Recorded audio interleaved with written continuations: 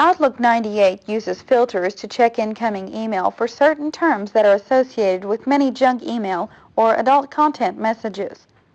However, if a message does not contain any of the terms that the filters are looking for, then a junk mail message may show up inside our inbox. When this occurs, we can add the sender's name to the junk email or adult content senders list. Doing this will tell Outlook that any future messages from that sender are to be treated as junk mail. Let's select a message and add it to the junk senders list. We'll highlight the message with magazine as the subject.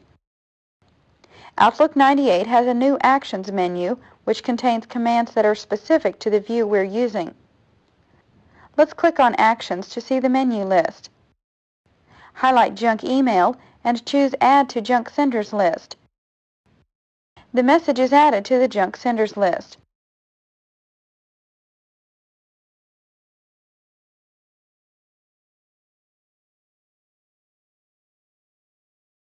Let's demonstrate the Using Views feature with the Viagrafix folder we created earlier.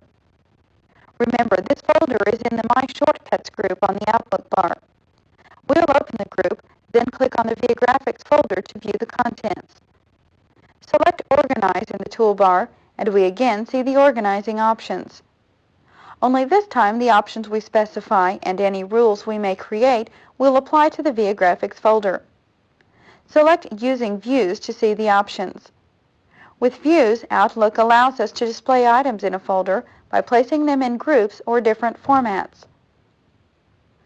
A group is a set of items with something in common, such as messages from the same sender or messages we have received within the last 7 days. By grouping messages, we see related items together, making it much easier to locate a specific message. For example, we can group messages that have been flagged to separate flagged items from normal items. We can only group items that are in a view-based table or a timeline view type. When we group items by a field that can contain more than one entry, such as the Categories field, items might appear more than once in the table or timeline. For example, if we group by the field, Categories, and an item which has 2 categories, such as Business and Ideas, the item is listed under both the Business group heading and the Ideas group heading. Although we see the item more than once, it exists as only one item.